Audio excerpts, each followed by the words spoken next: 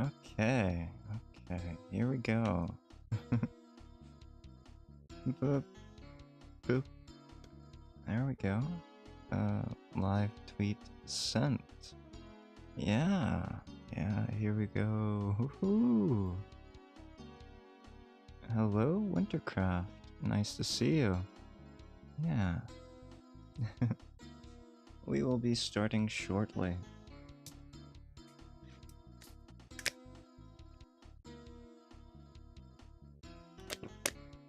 I should have refrigerated that. But that's okay. Warm vitamin water. Definitely a choice you could consume. Yeah. Definitely a choice. Would I recommend it? No. No, probably not. Hey there, hi there, Hyde here. Somehow alive. I know what you're thinking. He doesn't look very alive. And you're right. He's not very alive. I woke up the strangest way today, right? I woke up with chills and aches and pains, but I didn't feel sick. I just felt chilled with aches and pains. You might ask, did I spend a night in a meat locker with, hanging meat? No. No. It was the same temperature as it typically is. I have no idea what happened. I have to assume that I got some kind of viral or bacterial infection, but it didn't affect anything other than those things and a headache. I don't know. That seems kind of dangerous to me, right? Like, is it a brain infection? I don't know. Maybe this is relatable. You go online, you search up medical symptoms, and it's like, oh, you have cancer. Oh, you have a brain infection. Oh, these days it's COVID, right? But here's the thing. I've had COVID a lot over the years since COVID became a thing, and I always get chills with COVID. Chills are like the only symptom that is consistent with COVID in me. Yeah. Okay, there's another symptom. So anyone who watches me knows that I have a mustache, right? You can't see it. I Henry Cavill it out, like when he was playing Superman.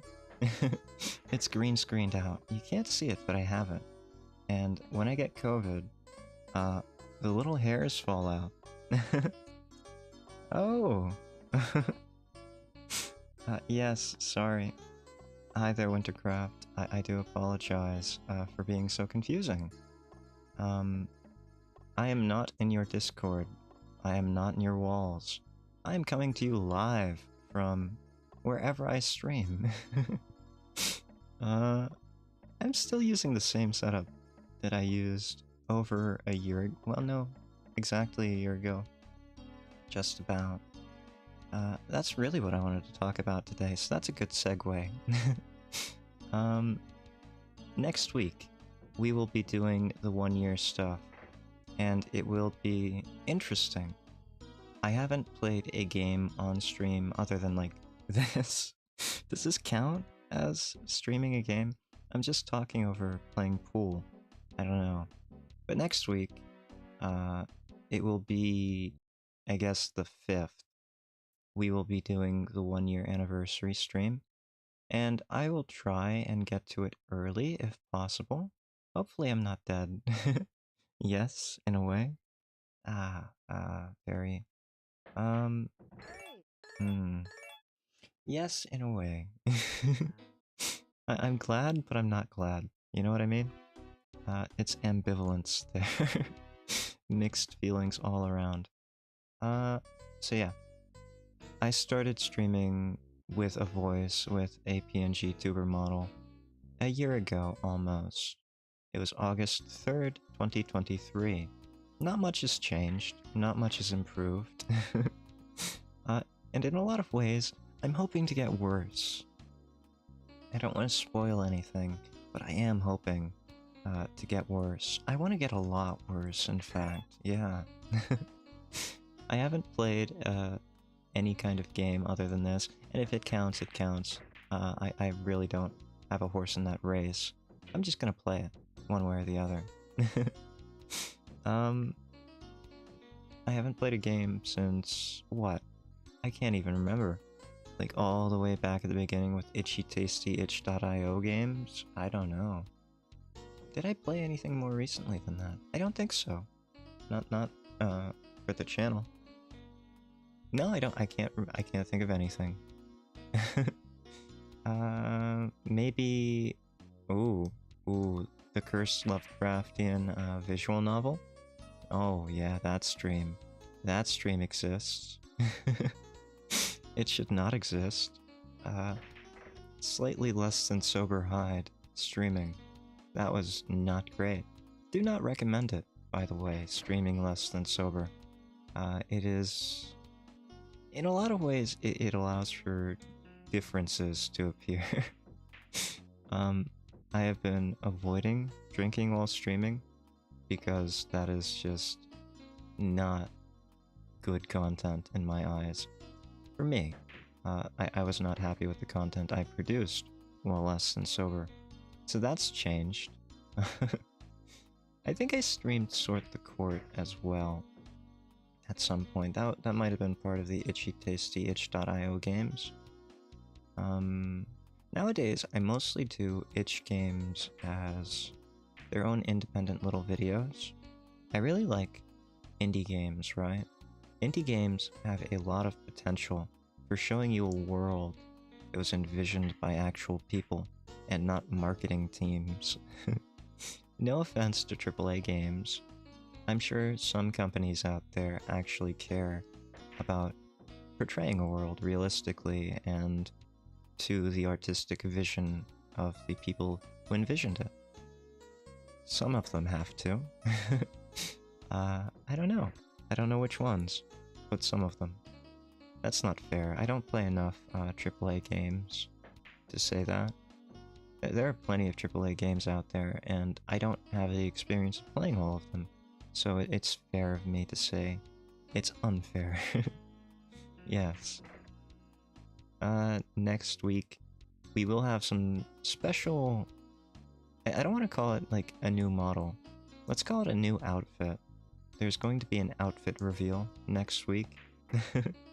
One I've been working semi-hard on. Oh, that's, phrasing. Yes. I have been working fairly studiously on this outfit. And I have some ideas for one-off gags. I think it'll be fun.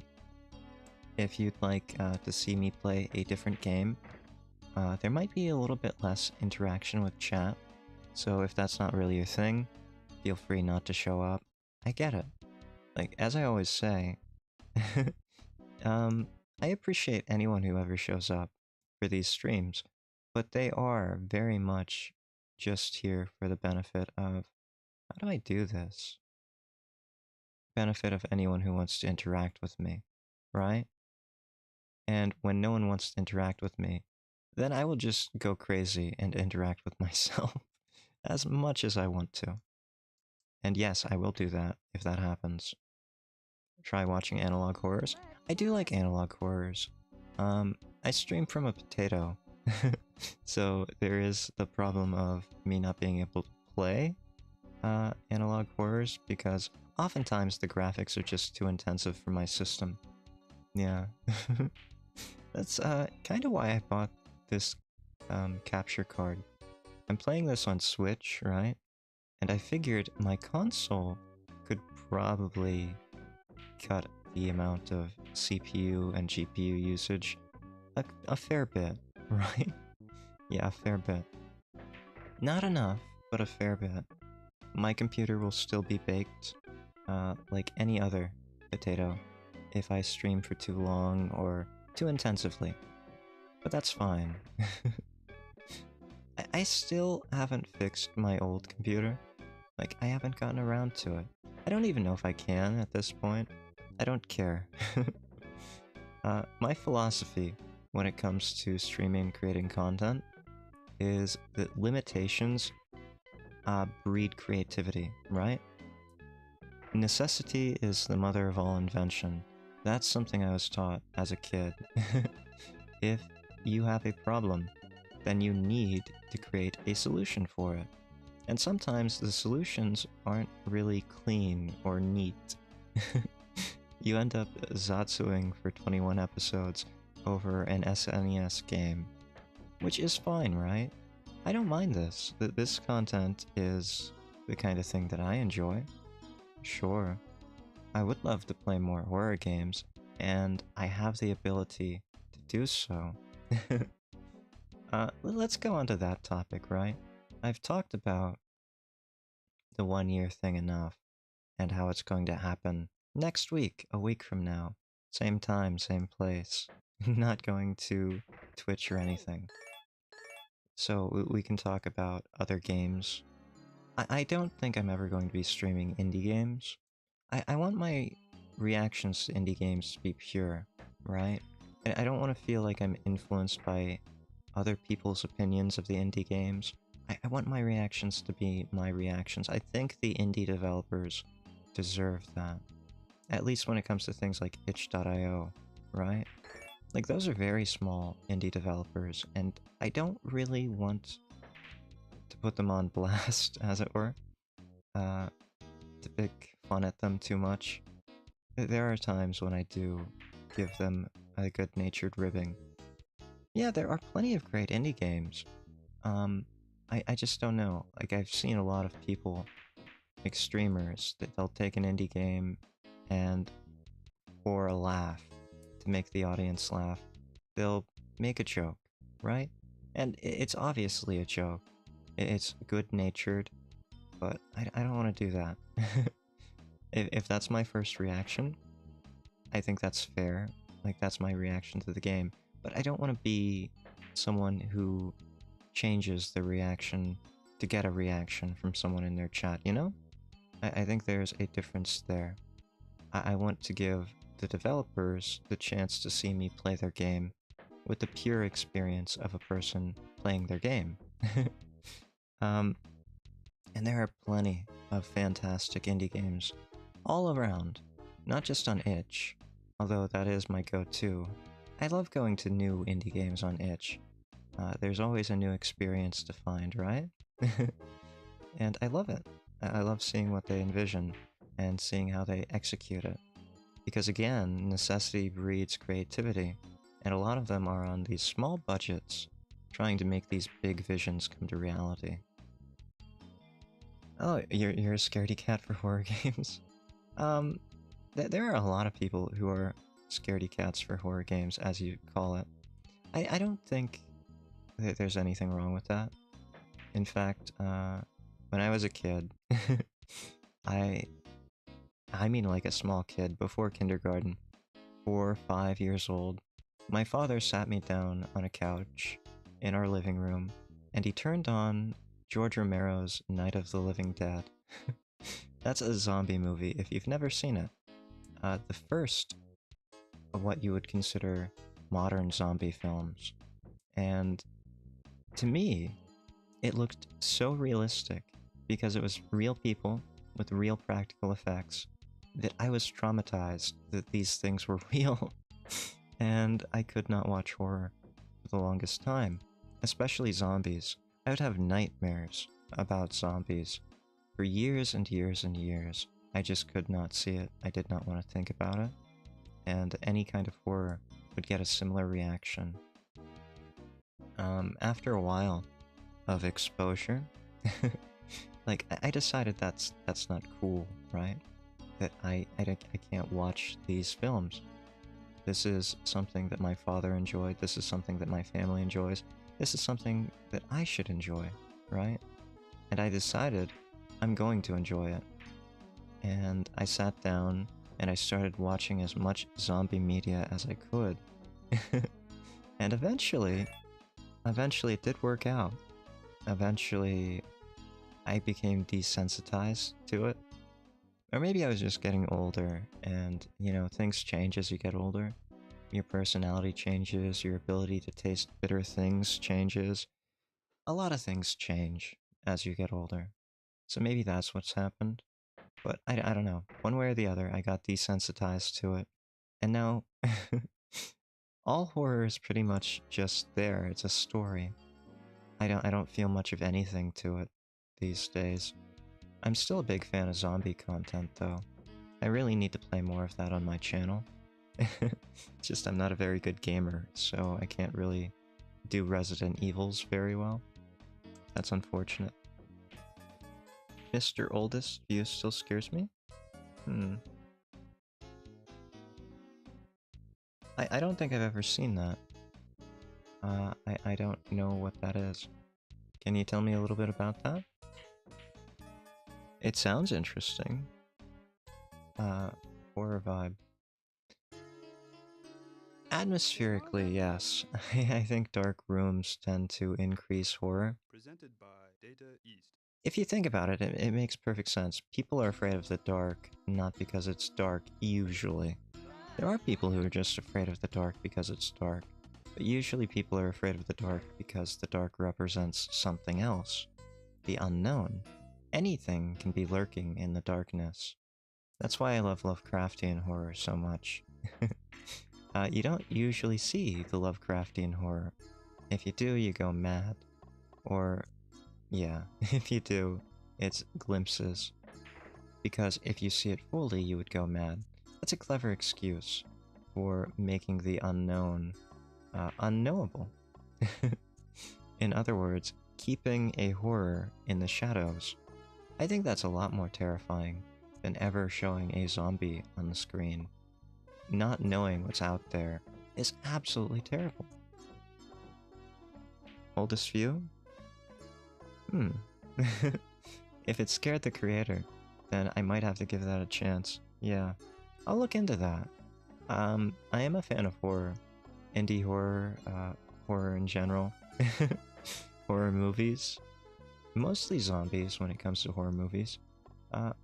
I've read pretty much every zombie novel that takes place as an initial epidemic, as opposed to post-apocalyptic ones. I feel like the post-apocalyptic ones get a bit too actiony. I really like the panic of other things. If it's an atmospheric horror, then I will definitely have to take a look at that. Oh, Kane Pixels. The Backrooms guy. The Backrooms person, yeah. On YouTube, Kane Pixels reinvented the Backrooms lore here on YouTube. As a very young person, as a young creator, on a very small budget.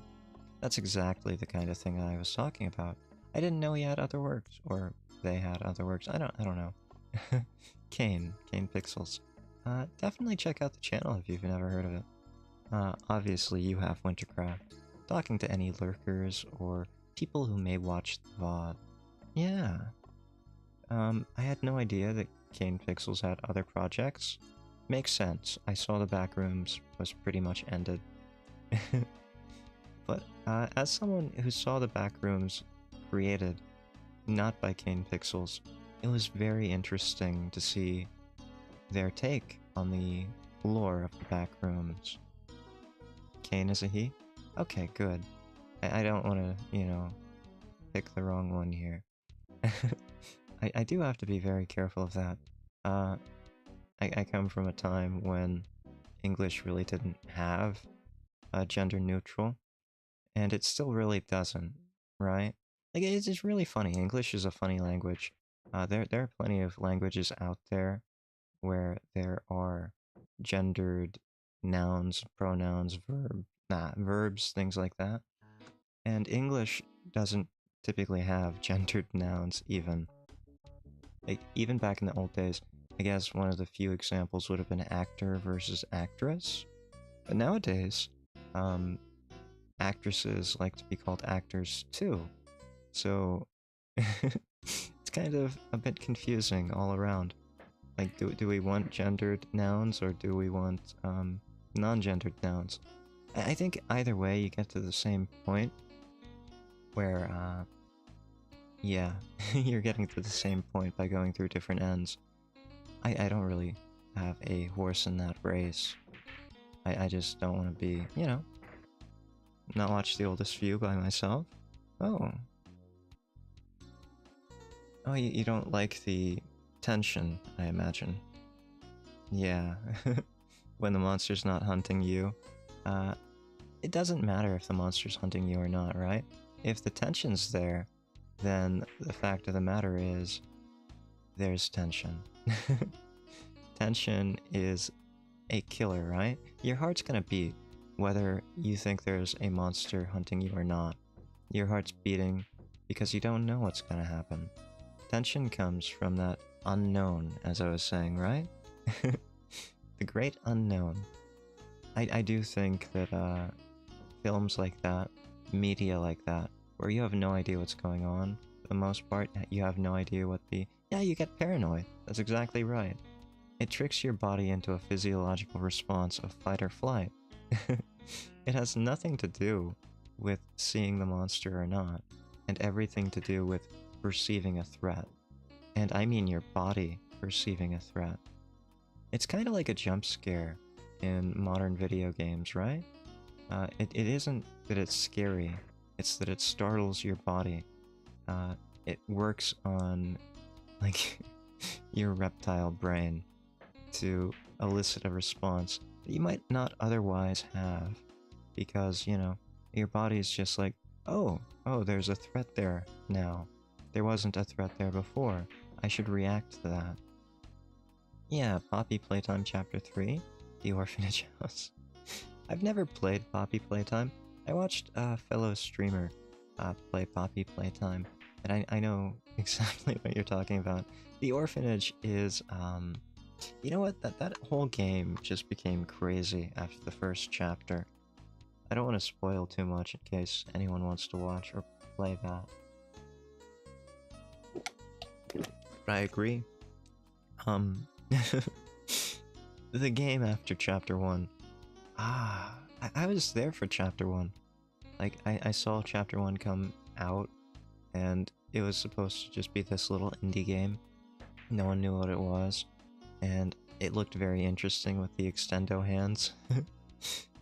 And then it turned into what it turned into, and it's just like another Five Nights at Freddy's where things are so much deeper, lore-wise, than they were in like the first chapter. Yes, okay, I'm glad you already watched. That's great.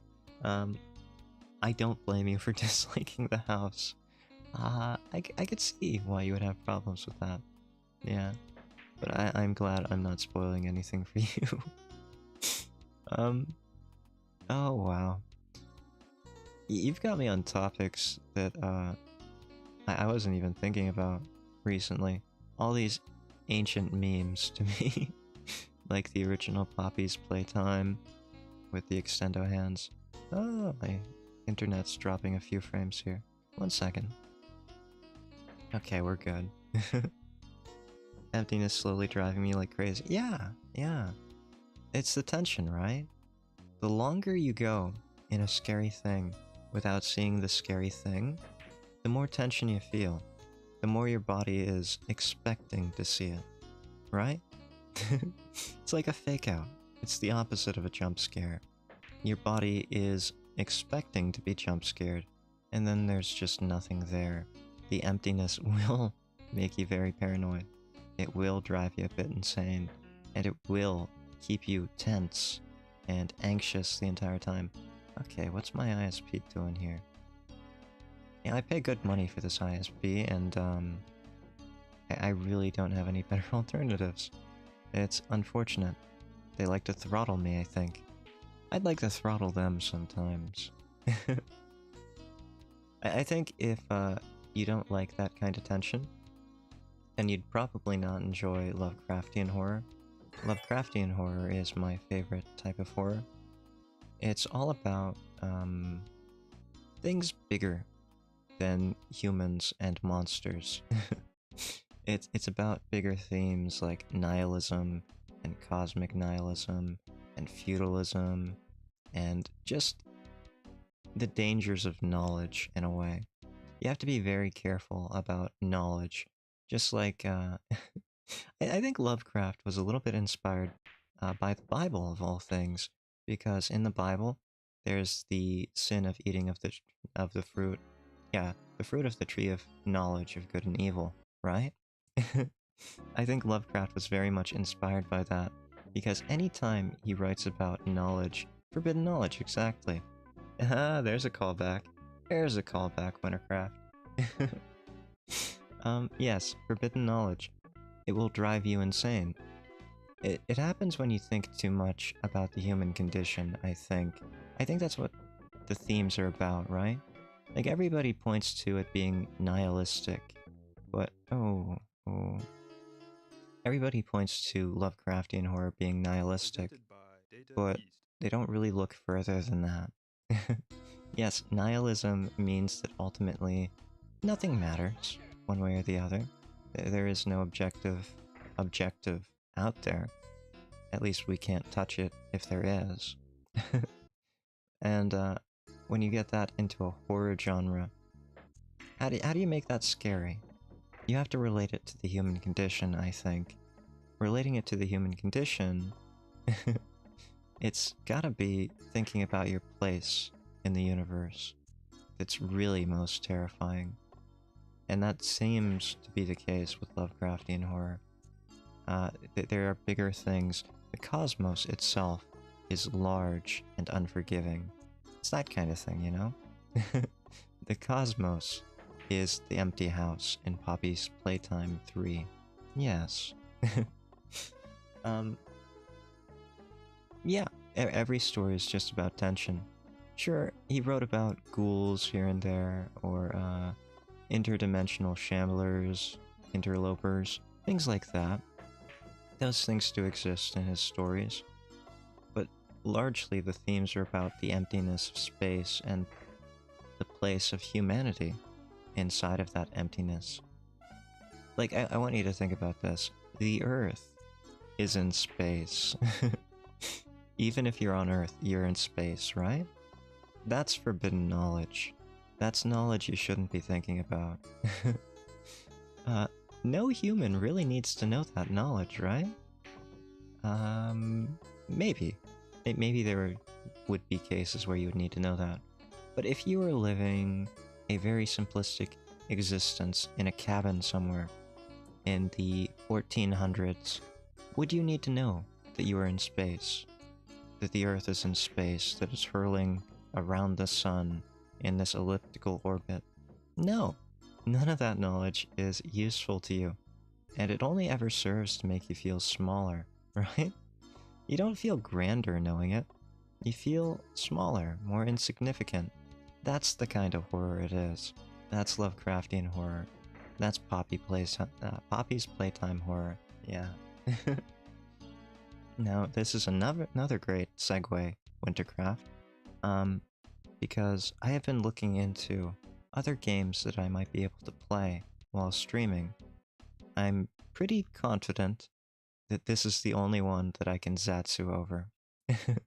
Side Pocket is such a simple game. All it has is picking an angle and hitting a ball. Very simple, very easy. But I have been playing other games, other retro games here on the Switch, and other games that I thought might be casual enough. Recently, I purchased some narrative-focused games, right? Some narrative-focused games like The Sinking City. Yeah. I don't think I'm going to play The Sinking City anytime soon, but that's going to be on the docket. I like games like that, where they're story-focused. I think Sinking City is one of those games where a lot of people have probably seen it by now, and a lot of people probably know what to expect. But at the same time, I think you can make it your own, right?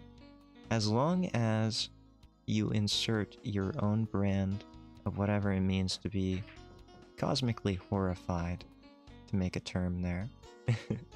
I think anybody can enjoy the ride. Yeah. I don't know if you've ever seen it. Maybe you haven't, Wintercraft, because, yeah. It is one of those very empty games where there is just a monster lurking in every shadow. That said, I do think it would be a fun one to play on stream someday. Looking forward, since this is the stream before the 1-year anniversary stream, I have been thinking about what I can do for my content, just game-wise. I've been looking at other games that I could play, RPGs, JRPGs. I actually really enjoy roguelikes. I can't really play too many roguelikes, but I enjoy them. When I first started this channel about a year ago, I started it. No, I actually started recording gameplay over a year ago now. I started with Backpack Hero. Backpack Hero was even my first stream with a microphone and model. That game has changed so much since I first picked it up. It had such humble beginnings.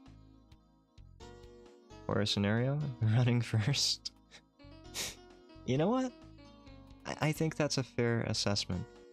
If there is a horror scenario, I think a lot of people would run first, and I think that's probably the best option in most horror scenarios. Like, what happens if you... Okay. Let's consider this from a classical example. Resident Evil 1. You find your helicopter going down by another helicopter that has been either shot down or had some kind of engine troubles, and you find bloody arm.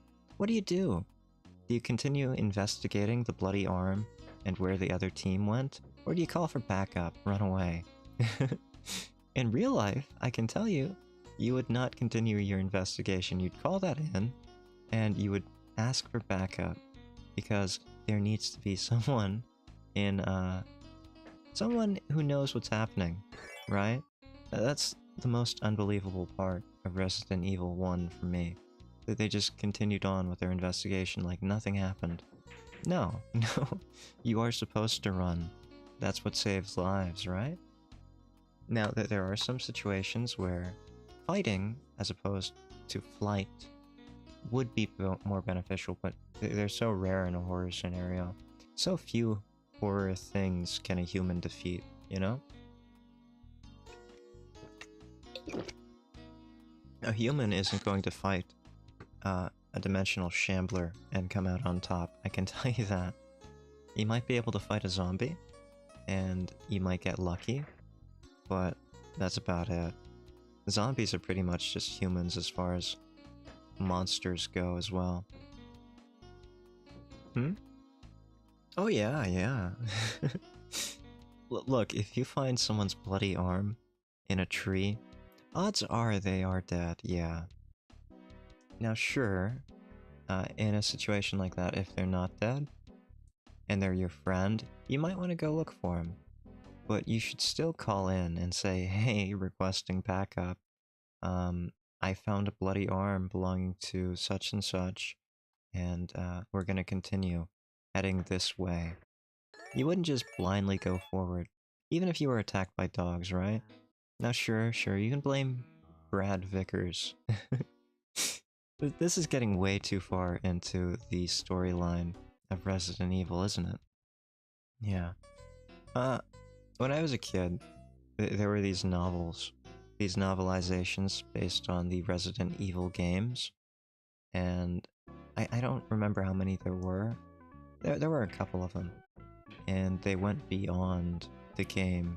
They gave plot points beyond the games, and they were written very well. But, Capcom and Resident Evil... Who makes Resident Evil? It's Capcom and someone else. Can't remember. Anyway, the Resident Evils that came afterwards, they kinda just destroyed any plot lines that the writer of those stories had. Makes sense, right? It's supposed to be a novelization, but then you don't want to credit them for the stories that they create? Yeah. I kinda enjoyed those stories, though. When I was a kid, I read quite a few of them. I couldn't find all of them, which was the most frustrating thing when you read a story series. If you can't find one of the books, it is so frustrating. You either have to, like, continue out of order and pray that you can find one again later someday, or you give up on the series. And that's what I did for the longest time. Oh yeah, Jurassic Park.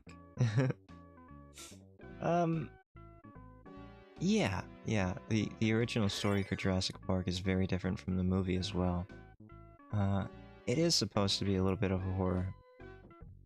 It's kind of like Frankenstein, right? Frankenstein used to be such an appalling thing because, to the Victorian sensibilities, taking a corpse or several corpses is ghoulish enough. Digging up corpses is ghoulish. It's against the sensibilities of the Victorian era, which is something I know about, being Edward Hyde. But then, to play God and give it new life, that's even more absurd or just horrifying to the sensibilities of the Victorians, right? To assume the mantle of God. That's true horror. Nowadays, all we see Frankenstein as is the horror of, you know, this monster, Frankenstein's monster. Frankenstein's monster was not supposed to be the scary horror element of Frankenstein, and yet that's what's painted in today's Frankenstein adaptations. Kinda sad, really. In the same way, I think Jurassic Park is similar. The horror of what man has done by playing God. That's why I brought up Frankenstein, by the way. I see Jurassic Park as a modern adaptation of Frankenstein. And the horror elements, there are horror elements where, like, people are very tense, they're being chased by dinosaurs, they're hiding from dinosaurs. But really, the horror is the realization that humans can, can be responsible for all of these massacres of themselves. In a way, it's kind of like, we did this. That's the horror. We're capable of this, and we will one day do it. Because it's true, even nowadays, we're working really hard. Not me, I'm not working on this. But humans are working very hard on reviving dinosaurs, either through genetic manipulations or other means. Mostly through that, like genetically manipulating chickens so that they express atavistic traits. Atavistic traits are traits which are basically turned off in modern descendants, right? So in the case of a chicken, teeth would be an atavistic trait. Chickens don't really have teeth. Some birds do, which is terrifying. But that just shows that they are evolved from dinosaurs, right? Or that they are dinosaurs. Yeah, they're avian dinosaurs. Other atavistic traits for a chicken would be like claws or fingers, or a long tail, a prehensile tail, things like that, right? Those would be atavistic traits, and you can turn those on or off if you get the right genetic markers down. That was what Jack Horner, the paleontologist who consulted for the Jurassic Park films, said, and that's what he was trying to do when he wanted to build a dinosaur. To make a chickensaurus, as he called it. Jack Horner is a fantastic presenter, by the way. I do recommend watching his TED Talk on how to build a dinosaur if you don't want to read the book. It's a lot less information, but it's still a good thing. Oh yeah. The real T-Rex. You know, it's hard to say. It's really hard to say.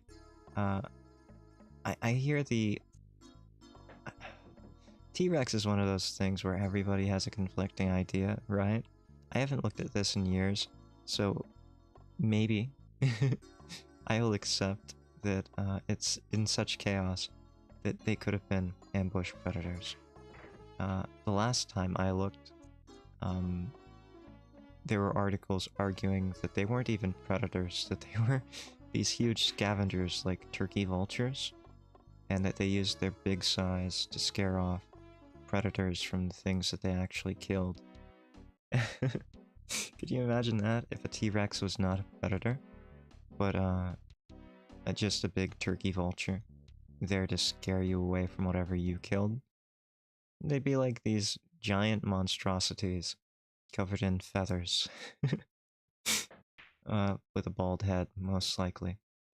That was the last I saw. But being ambush predators, if that's what science says nowadays, if that's what we have learned so far, or if that is what is being argued, that would be pretty cool too. I don't know how such a big... Yeah, how could such a big thing be an ambush predator? It would have to find the best hiding spots possible. What's it gonna do? Hide behind a small bush? A cycad? Something? I guess some cycads are pretty big. I don't know, that seems crazy to me. Hiding in thin foliage. This ambush predator the size of a truck.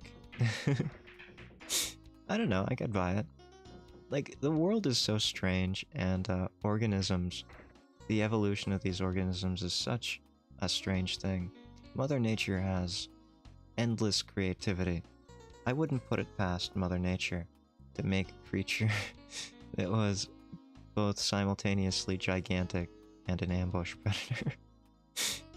I guess I have to consider, some dinosaurs were very slow, right? Some dinosaurs could not move very quickly. So to be an ambush predator, all it would have to do is like wait in the opposite end of a canyon or valley and watch as a herd passes through and just eat them. Just jump on them. It wouldn't be that hard, I guess. I'm thinking in modern terms when organisms, you know, they're pretty fast for their size. If you think about it, organisms can be fast in two ways, right? Organisms can be fast because they move quickly, or organisms can be fast because they have long strides. Or organisms can do both. I guess that's three ways, right? But one of those things has to be true. Otherwise, an organism's not going to be fast. In nature, of course. I'm not talking like putting cars into the equation. Although, if you want to include cars and other tools, maybe that would count. Oh, here's a fourth option.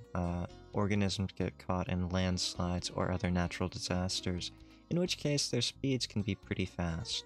Yeah. Or fall down a cliff or something. You can accelerate pretty quickly that way too. I don't know. Anyway, that would not be helpful for ambush predators.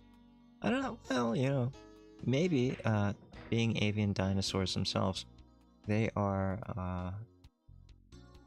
sauropods, right? I can't remember. They're definitely the,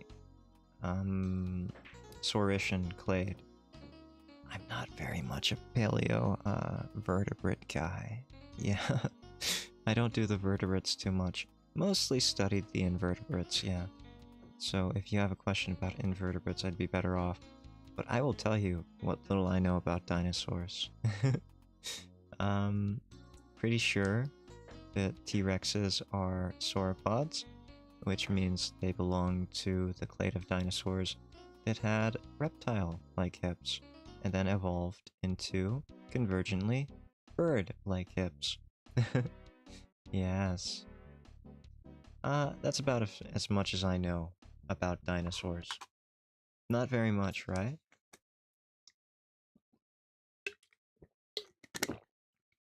I know that a lot of things that get called dinosaurs aren't actually dinosaurs. Like pterodons and pterodactyls. Those aren't dinosaurs. Neither are mosasaurs or plesiosaurs, I don't think.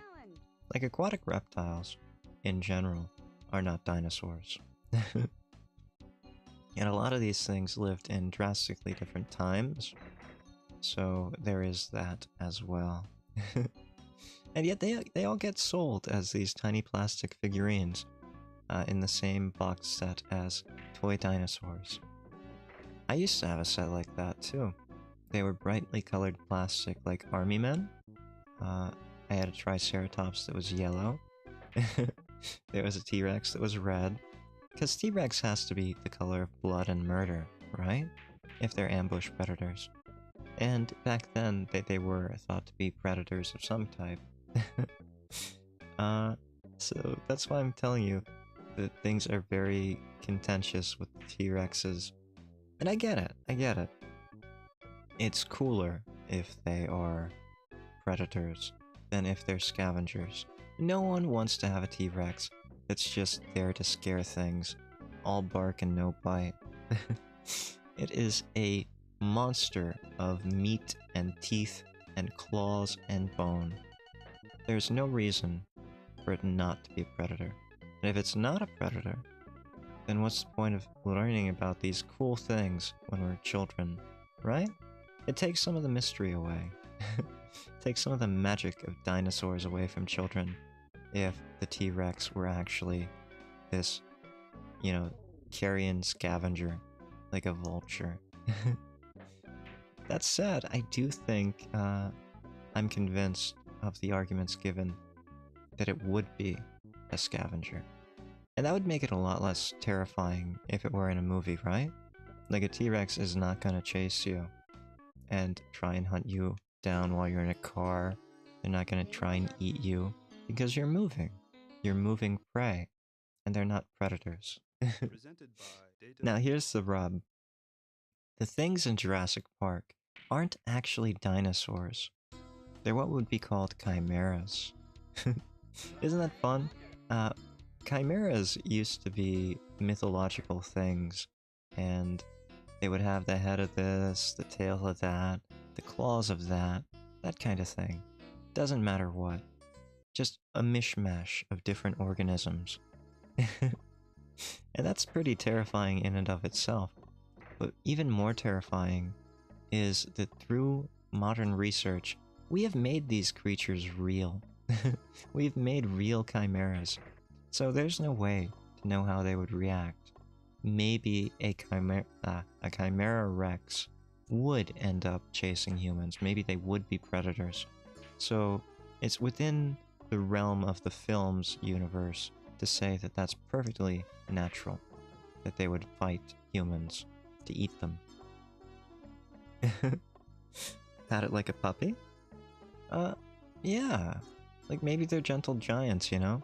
Maybe so long as they're fed, they're as aggressive and no more than any turkey vulture. Yeah. Any big carrion eating bird. That always made me wonder though. Like buzzards and vultures, they vomit as a defense mechanism. And if T-Rex were a similar creature, if it filled a similar niche as a buzzard or vulture, eating carrion, which would be the corpses of already dead things, scavenging, essentially, perhaps they too would vomit on other organisms as a defense mechanism. Could you imagine that? A T-Rex vomiting. Now you can't say that they didn't do this.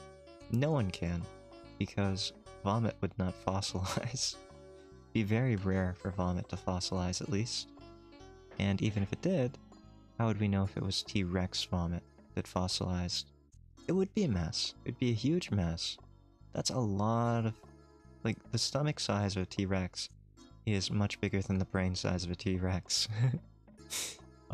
It's a lot of vomit. Oh, I missed. That's not great. It's a lot of vomit. It would probably smell horrible, and it would be just absolutely everywhere. That would be more terrifying to me than being chased by predatory T-Rex, right? I think that'd be more terrifying if it were a scavenger and it had that defense mechanism. Now I'm just imagining T-Rex as a giant turkey vulture, and I could see that working as a scavenger or an ambush predator, right? Like they could just jump off a cliff and ambush something. I don't think their knees could withstand the pressure. They'd have to have wings. And I don't think... Oh, just completely missed. I don't think they have arms big enough to have wings. Although, you never know. Here's the thing about fossilization, right? The fossil record is inherently more incomplete than not. It's just so very rare for land-based animals to be fossilized. And if you don't know why, it's because rocks are records of depositional environments. Depositional environments meaning sediment gets eroded, and when it's eroded, it has to be deposited somewhere. A depositional environment is the kind of environment in which that eroded sediment is deposited. Makes sense, right? Fairly straightforward, tautological, circular in a way. Anywhere where sediment gets deposited would count as a depositional environment.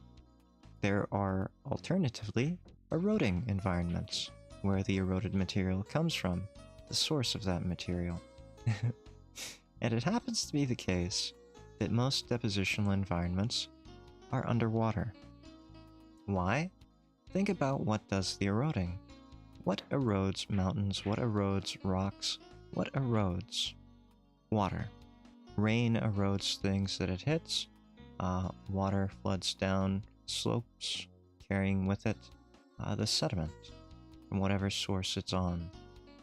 So it makes perfect sense that water would be eroded, or rather, rock would be eroded by water, and it makes perfect sense that it would be deposited in a source of water. In the case of most sediments, the ocean, the sea, the coast. Like, if you look at a river, there's a huge delta associated with any big river, right? There's a lot of sediment being deposited in these deltas. And you would expect to find organisms that get washed down, but you wouldn't expect to find, like, a cow in this big delta. Why? Because cows do not live in the deltas. They live somewhere where there is less water. Makes sense, right? They're not living like some kind of fish in mud. They have to have dry land. So the fact of the matter is, these land-based vertebrates, they just don't get preserved very well. There are very few environments in which case there would be deposition sufficient to preserve them. There are rare cases, yes. Things like volcanic eruptions, pyroclastic flows, floods, or aeolian sand dune, wind-swept sand dunes, aeolian shifting, which causes a sand dune to collapse upon a dinosaur, and you end up with remarkable preservation. But those are very rare. Well, they're not rare, but they're rare to capture an organism, right? It's much easier to find marine organisms because there's more sediment deposition in marine environments, right? That's where most of the sediment is deposited, in the delta of big rivers or in the ocean itself. That's why marine fauna and fossils are much more numerous and even more complete than terrestrial ones. That said, there are certain terrestrial environments where there are some significant depositions of sediment, and I'm sure we can think of some perfect examples, right? Think of swamps, bogs, things like that, where there's a lot of water, but it's still terrestrial, right? And you can find things like coal fossils, or fossils in coal, plant fossils. Those would be typically the kind of vegetative soups that terrestrial organisms might get preserved in. Now, if you think about it, there aren't too many of those kind of environments in the modern US. And the USA is a rather big continent. Well, it's not really entirely a continent, but you know what I mean. It's a large landmass, and there are very few wetlands remaining, comparatively. So, in modern USA, in modern USA, you wouldn't really expect to find too much terrestrial preservation. And the same's true for back in the past, so long as you accept uniformitarianism. Deposition happens as it did, as it does. Yes. So yeah, fossils of dinosaurs are pretty rare. That's why they're mostly found as bits and pieces, which is what started this whole tangent about fossilization. I do apologize. I will get to the point. We can't prove that T-Rexes didn't have giant wings. Some of them might have, right? It might be the case that the T-Rexes that we found were incomplete, or if they weren't incomplete, that there's something amiss. Perhaps we didn't get the full picture. Here's a fun fact. There are some species which are sexually dimorphic, right? So, some species have sexual differences in their physiological traits. That's pretty obvious in some species, more so than in others. We don't know if T-Rexes had sexual dimorphism. I don't know if we could even tell how many T-Rexes were female or male. Sexual organs are not preserved most of the time. You'd have to look at things like secondary characteristics like medullary bone. I think that's what it's called. Basically pregnancy bone in T-Rexes. Mary Schweitzer, I believe it was, actually looked at that kind of thing. She was looking at bones. They're not. I don't know. I really don't know. I don't know what the preservation of T-Rexes has been like. I haven't really looked into it in years. I know that we had some remarkably preserved ones, and I know there were pregnancy bones found, because Mary Schweitzer was looking into... Spider was a middle finger. I don't know. It sounds like you're pretty well-known or knowledgeable about dinosaurs, which I'm glad, because again, I'm not very versed in vertebrates. Vertebrates were not my specialty. All I know is that the fossil record is very incomplete, right? Especially terrestrially. I find that fascinating. But even the marine fossil record is incomplete, because things are not being deposited all the time, ever, in one place. So you can't really have a record of every organism. Yeah, some of them get eaten too, or destroyed. Like, if you think about it, humans aren't gonna leave a perfect record of even our own history.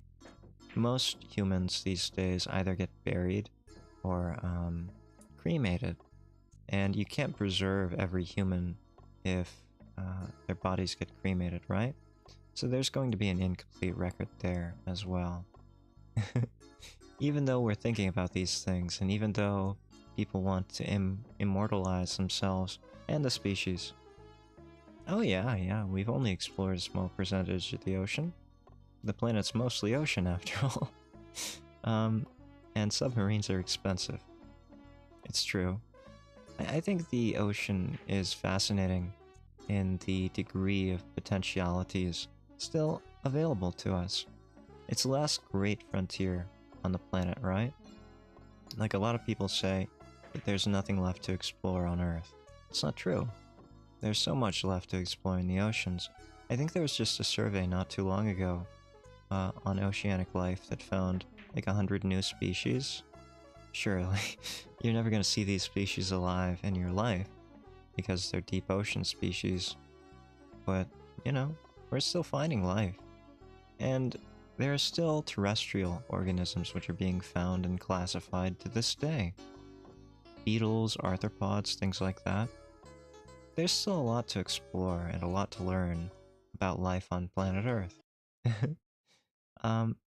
The ocean itself is a big unknown. Absolutely true. It was only in the last couple decades, really, that the technology has become, I don't know, sufficient and, I guess, common enough to allow for deep marine surveys like this.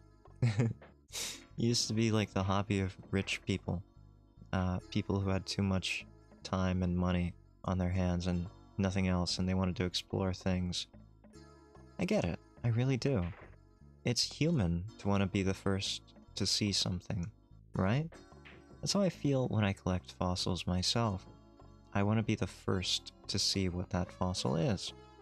If you think about it, people who crack open a rock and find a fossil that's been sitting there for millions and millions and millions of years, depending on what the fossil is, depending on what the organism is, you know, probably millions of years. I don't think there's any fossil younger than a couple thousands of years. So yeah, let's go with millions. You're the first person to see this in millions of years. It is, in a way, a treasure hunt. It is, in a way, a sense of exploration into the unknown. This is the first time in, say, 66 million years, 390 million years, however many million years, that light has hit this organism's body in some way or another, and that your eyes have caught that light is just amazing. The first light off of it. The feeling is nothing short of finding a new continent, right? You feel like Columbus, or if you don't like Columbus, Leif Erikson. You feel like that. You feel like an explorer in the truest sense. And if you learn anything from that fossil when you open it up in the rock, it feels even better. Because here is this time capsule, as I like to think of them. Here's this time capsule of all this information that no one else knows about. Only you. And in that moment, you're the only one who could possibly know it. And it's up to you whether you choose to share it or not. Otherwise, that information that you gleaned, that exploration that you had, it could die with you. No one else would be the wiser. Think about that. How many people have collected a fossil and they've just never told anyone about it? It sits on a shelf somewhere until their grandchildren pick it up one day and ask what it is.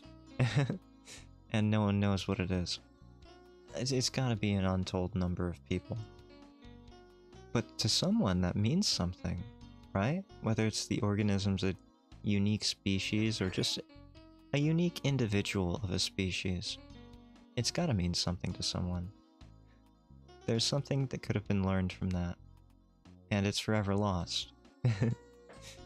When I was collecting fossils in college, for personal use only, I assure you, personal collections, when I was collecting them, I was always thinking to myself, am I doing people of the future a disservice by collecting these fossils here and now?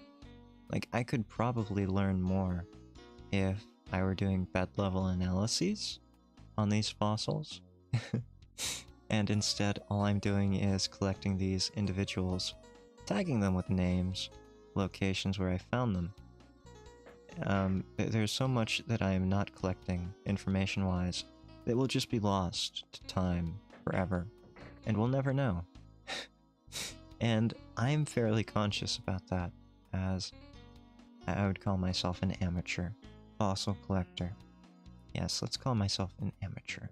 Sounds about right. And I'm fairly conscious about that kind of thing. What about other people who are less conscious? Think of all the information that's lost. Think of all the data that could have been compiled and just isn't, and never will be. Mountains upon mountains of data that will just be lost forever. And it has to be that way. Personally, I got over it. I realized pretty soon after that if I didn't collect the fossils at that time, probably no one would. I was collecting in places that weren't really well known, so the odds of other people finding those fossils was pretty low.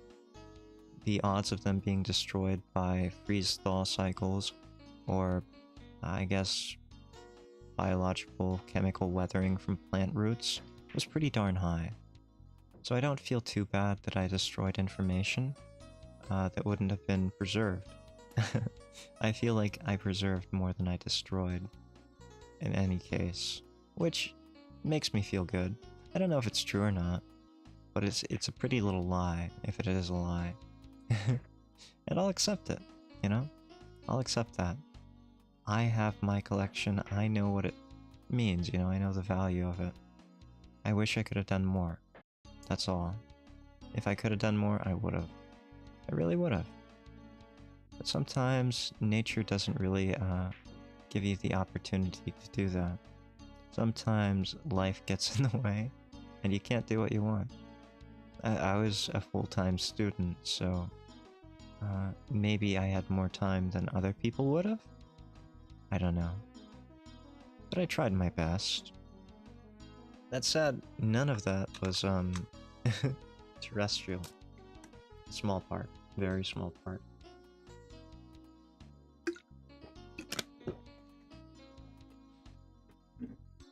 But yeah, to me that was my exploring the ocean moment. If I perhaps had infinite money and infinite time on my hands, if I could build a submarine or have one commissioned, then maybe I would do that instead. Maybe I would have explored the oceans instead of collecting fossils. I don't know. There is the case to be made. I do think that there is an innate human drive to explore things. I don't know if it's inherent. I don't know if innate's the right word. I think a lot of humans have the drive to explore things, to collect knowledge. It's probably related to self-preservation mechanisms. If you see a rattling bush next to you right outside of the firelight, you should probably investigate to make sure it's not like a predator trying to eat you while you sleep, right? You gotta collect that knowledge. And I see the human endeavor with the sciences, with math, with art, as something akin to that. Something that grew out of that, perhaps. To acquire knowledge that's useful in some way, but not necessarily for the sake of being useful to humans. Sometimes it's fine to just have knowledge for the sake of having knowledge, I think. I do think that, evolutionarily speaking, generalist knowledge is probably an easier pathway than, like, trying to find specific knowledge. Because humans, like I said earlier, Mother Nature has a great creativity. So it's not like we can ever know what's going to be important to know and what's not going to be important to know. And even Mother Nature probably doesn't know that. What is important to know and what isn't. Here's a fun fact. Oh, no, I can't tell you about that one. If I told you about that one, that would be potentially doxing. Sorry. Let's leave it at that. Mother Nature is very creative. And it's true that human creativity can only scratch the surface of her own creativity. I think that's fascinating in a way. We always try to be more creative than we are. It's endearing in a way, isn't it? The drive to be creative.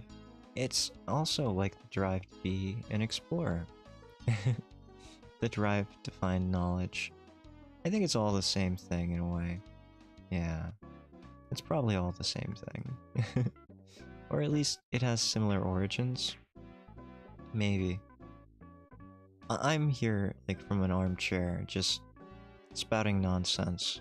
Speculations about things. So please do not take me as an expert in the subject. I am not. But I do think like that. I do wonder. I have all these crazy little schemas in my head that aren't necessarily true, but they're consistent. Anyone tell... My calm voice can give a scary, evil villain vibe. Well, it's funny you should mention that. Yes!